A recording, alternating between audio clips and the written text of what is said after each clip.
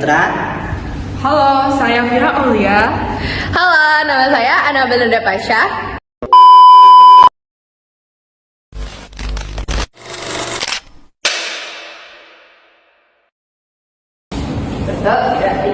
Assalamualaikum warahmatullahi wabarakatuh.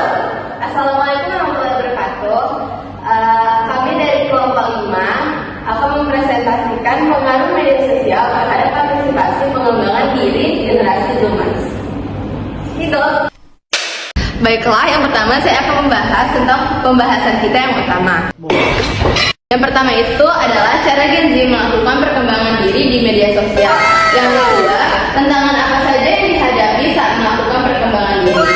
Yang ketiga, solusi apa saja yang dilakukan Gen Z saat menghadapi tantangan perkembangan diri di media sosial. Yang keempat, apa saja pengaruh positif dan negatif media sosial terhadap perkembangan diri. Yang kelima, bagaimana pengaruh media sosial perkembangan diri Gen Z. Nah, saya akan menjelaskan tentang cara Gen Z melakukan perkembangan diri di media sosial. Yang pertama, media sosial adalah cara utama Gen Z untuk berkomunikasi dengan teman, keluarga, dan jaringan sosial lainnya. Mereka menggunakan media sosial untuk berbagi pengalaman, konten, dan interaksi. Yang kedua, media sosial adalah sumber informasi dan berita utama bagi Gen Z. Mereka mengandalkan media sosial untuk tetap up-to-date dengan berita politik, tren budaya, dan informasi produk. Yang ketiga, Gen Z menggunakan media sosial untuk mempromosikan diri. Mereka berbagi foto, video, dan pemikiran untuk menunjukkan identitas mereka. Yang terakhir, Gen Z juga menggunakan media sosial untuk belajar dan pengembangan profesional. Banyak dari mereka mengikuti influencer dan mereka yang merek relevan dengan minat atau studi mereka.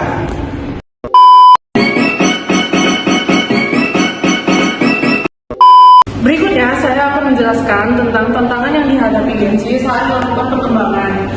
Gen Z memiliki tantangan yang perlu diperhatikan, yaitu satu, kesehatan mental. Mereka rentan terhadap masalah seperti kecemasan dan depresi karena media sosial yang berkelebihan dan FOMO atau takut tertinggal.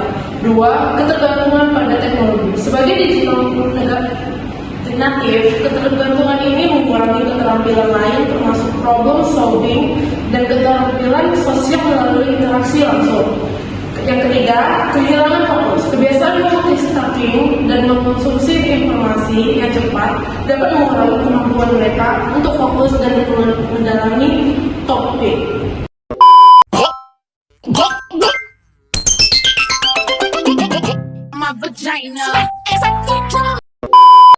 Nah, berikutnya saya akan menjelaskan solusi apa yang dilakukan Gen Z saat menghadapi tantangan perkembangan diri di media sosial.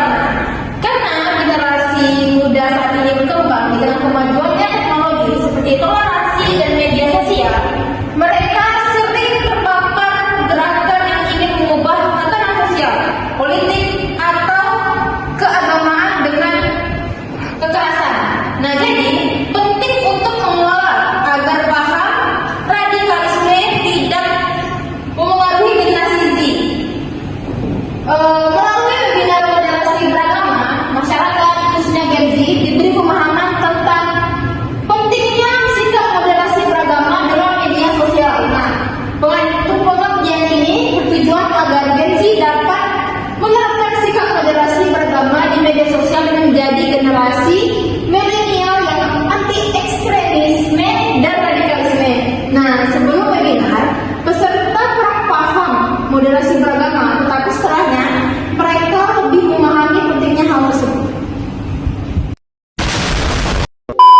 Baik, selanjutnya saya akan menjelaskan apa saja pengaruh positif dan negatif media sosial terhadap perkembangan diri Gen Z. Sifat positifnya meningkatkan pengaruh mereka dan menjaga mereka tetap tumbuh dengan isu-isu terbaru. Media sosial juga memfasilitasi pembagian pendapat dan akses informasi yang sulit ditemukan di sumber tradisional. Selain itu, generasi muda juga dapat mengakses mengekspresikan diri melalui akun kreatif dan belajar dari pengalaman orang lain. Berikut pengaruh negatifnya. Banyak remaja yang melakukan saling tempel tanpa membaca, yang dapat menyebabkan kesalahpahaman.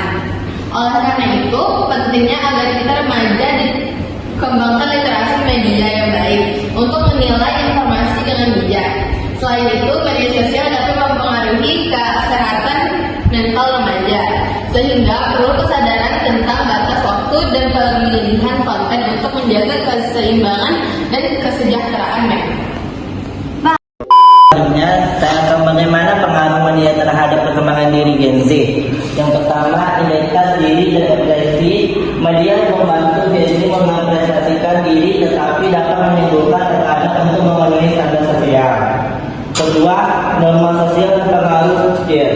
Media sosial memungkinkan Gen Z berhubung dengan teman sebaya, memperkenalkan sebagai norma sosial, serta meninggalkan perasaan perbandingan sosial.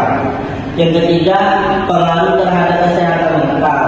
Media sosial bisa memberi dukungan, tetapi juga berkontribusi pada stres dan kecemasan akibat tekanan untuk tampil sempurna.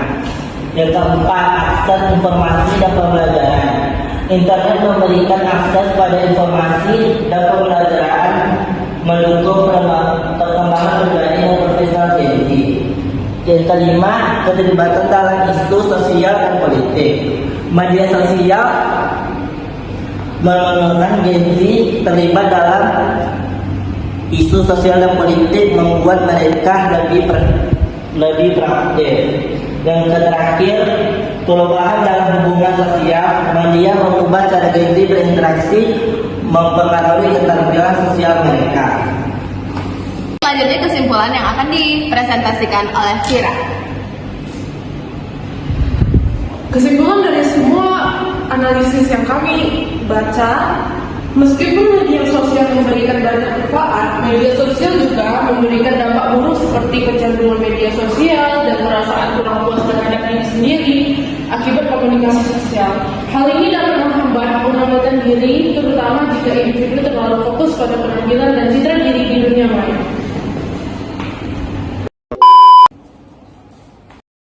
Sekian presentasi dari kami. Maaf ada kesalahan jika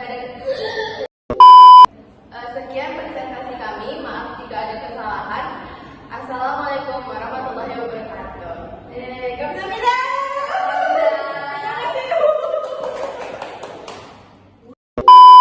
Anda ingin sukses? Anda ingin maju? Anda ingin berhasil? Ya, jangan menyerah. Tekun, giat, semangat. Seperti saya ini, nih hasilnya. Kelapa. Anda ingin berusaha? Ayo dong.